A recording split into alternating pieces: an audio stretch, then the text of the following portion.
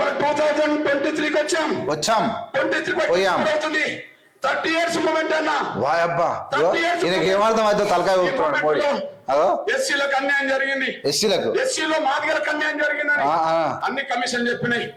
అన్ని 1965లో ఆనాడు Lal Bahadur Sastry committee, Lokur commission మాదిగలకు అన్యాయం జరిగింది, వాళ్ళకి న్యాయం జరగాలని చెప్పింది. ఆ తర్వాత టీడీపీ ప్రభుత్వ హయాంలో చంద్రబాబు నాయుడు గారు ముఖ్యమంత్రి ఉన్నప్పుడు రామచంద్ర కమిషన్ అయితే అక్కడ అన్యాయం జరిగిందని చెప్పింది.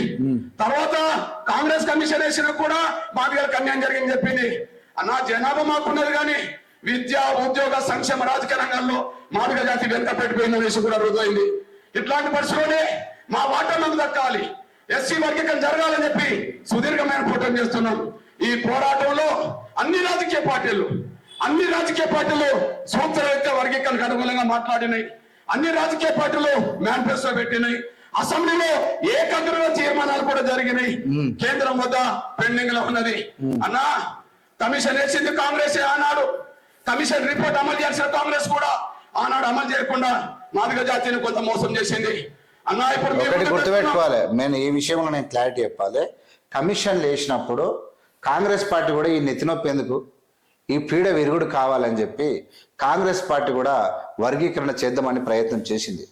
అక్కడ రాజ్యాంగం చట్టం ఒప్పుకోలే, సుప్రీంకోర్టు ఒప్పుకోలేదు, రాష్ట్రాలు కూడా ఒప్పుకోలేదు.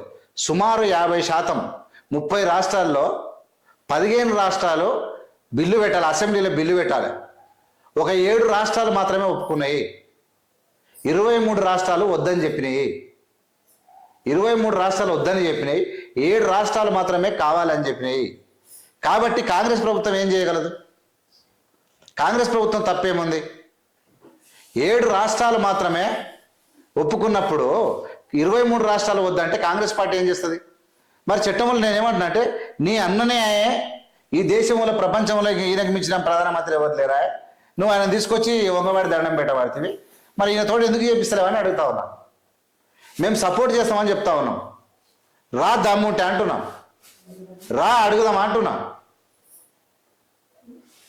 రా పడాలి, రంగు బయట పడాలి.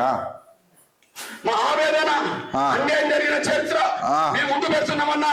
దయచేసి డాక్టర్ బాబాసాహెబ్ అంబేద్కర్ ఏ సామాజిక న్యాయం కోరిండో దళితుల్లో ఉండబడి అన్ని కులాలకు మేలు జరగాలని చెప్పి, అదే సమయంలో పండిట్ దీన్ దయాళ్ గారు ఏ అంత్యోదయ స్ఫూర్తినైతే అట్టడుగు పేదలకు సంక్షేమ పథకాలు అందాలనుకున్నారో, అంత్యోదయ స్ఫూర్తి అయినా పండిట్ దీన్ దయాళ్ గారి స్ఫూర్తి ఏదైతే ఉన్నదో అంత్యోదయ బాగా నేర్పి మనోడు రఘునందన్ నేర్పినట్టుంది. అంత్యోదయ ఈ రెండింటికి ప్రతిరూపమే వర్గీకరణ డిమాండ్.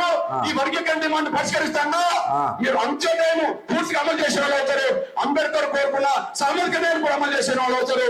ఇది ఎవరికి వ్యతిరేకం కాదు, ఇది ఎవరికి అనుకూలం కాదు. పండిట్ దీన్ దయాళ్ గారు చెప్పినట్టుగా ఈ దేశ సంక్షేమ ఫలాలు అత్యంత పేదలకు అందాలి, చిట్ట చివరికి అందాలని ఆ మహానీయుడు దీన్ దయాళ్ గారు చెప్పారు. అంబేద్కర్ జగ్జీవన్ ఈ దేశ రిజర్వేషన్ ఫలాలు అందరికి అందాలని చెప్పి ఒకవైపు ఆ మేమేం చెప్పినామంటే, ఖచ్చితంగా అంబేద్కర్ పదాలు ఒకరికి దగ్గర ఒకరికి దూరం లేవు. అంబేద్కర్ గారు ఇచ్చినట్టు రిజర్వేషన్లు ఒకరి దగ్గర ఒకరి దూరం ఉంచలేదు. ఆయన ఈ దేశంలో ఉన్నటువంటి రాజకీయ అవకాశాలు ఇచ్చిండు మనకు.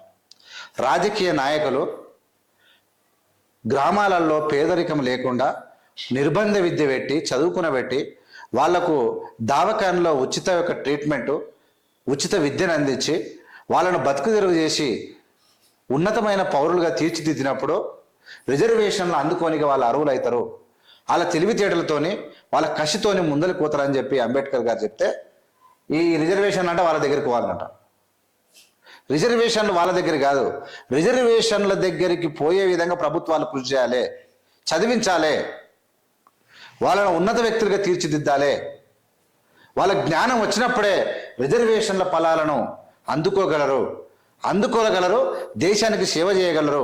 కానీ చదువు రానోని దగ్గరికి రిజర్వేషన్లు పోవడం వల్ల, వాళ్ళకి చదువు చెప్పకుండా రిజర్వేషన్లు తీసుకొని వాటాలు ఇవ్వడం వల్ల ఒక టీచర్ అయితే సరిగా పాఠం చెప్పలేడు,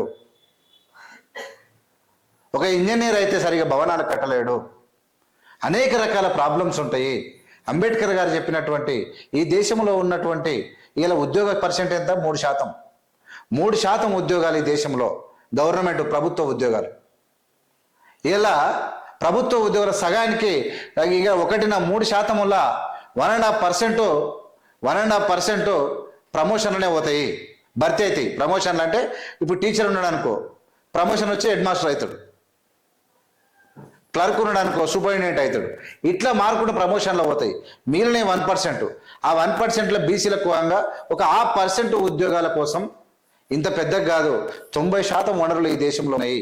నీళ్లు ఉన్నాయి, భూమి ఉంది, నదులు ఉన్నాయి, బిజినెస్లు ఉన్నాయి, వనరులు ఉన్నాయి, పాఠశాలలు ఉన్నాయి, సైన్స్ ప్రయోగశాలలు ఉన్నాయి, వ్యవసాయ క్షేత్రాలు ఉన్నాయి, లోకమోషన్ ఉంది, అంటే వాహనాలు ఉన్నాయి, బిజినెస్లు జరుగుతాయి. ప్రపంచ దేశాలను కన్నా దేశం ముందరుకోవచ్చు అని చెప్తే కూడా ఈ రిజర్వేషన్లలో దళితుల మధ్యలో చిచ్చు పెడుతున్నటువంటి మందకృష్ణ లాంటి వాళ్ళతోని 30 సంవత్సరాలు వేగి ఏజారినటువంటి మాలలో ఇలా ఒక డిసిషన్కి వచ్చారు. ఎస్, వర్గీకరణ మీకు చిత్తశుద్ధి ఉందా మందకృష్ణ? మాదిగలను నువ్వు ప్రేమిస్తున్నావా? నిజమైన వర్గీకరణ చేసే లాభం జరుగుతుందా? ఎస్, మేము రెడీ. నరేంద్ర మోడీ మీద కొట్లాడడానికి మారాలంతా రెడీ. నువ్వు వండుకున్నా నేను ఇంట్లోకి లేపుకొచ్చి కొట్లాడతాము. లేదు నరేంద్ర మోడీ జోలుకోవద్దని చెప్పి నువ్వు నాటకాలు పడి ఖచ్చితంగా రేవంత్ రెడ్డి మీద కొట్లాడమంటే ఖచ్చితంగా నీ కుట్రను పసిగట్టినటువంటి మాలలు ఒకటి చెప్తాం, రేవంత్ రెడ్డి మీద కొట్లాడమని నువ్వు చెప్తా ఉన్నావు కదా. ఒకవేళ రేవంత్ రెడ్డి మీద కొట్లాడాలంటే శాశ్వతమైన పరిష్కారం రేవంత్ రెడ్డి చేయలేడు. ఒకవేళ కొట్టుడు పోతే బాధ్యత నీదే అని కనుక నువ్వు చెప్తే ఖచ్చితంగా నువ్వు రాసిస్తే నరేంద్ర మోడీ మందకృష్ణ వచ్చి రాసియగలిగితే ఖచ్చితంగా మాలలు మొత్తము రేవంత్ రెడ్డి గారు కూడా ఉత్తరాలు ఇస్తారు వర్గీకరణ చేయమని. అప్పుడు మీ రంగు బయటపడుతుంది. కొట్టుడు పోతే మళ్ళీ మీ పాపమే. ఎట్లా 100% రేవంత్ రెడ్డి గారు వర్గీకరణ చేస్తే అది కొట్టుడు పోతుంది. ఎందుకు? యాజ్ పర్ కాన్స్టిట్యూషన్ ఇది కాదు.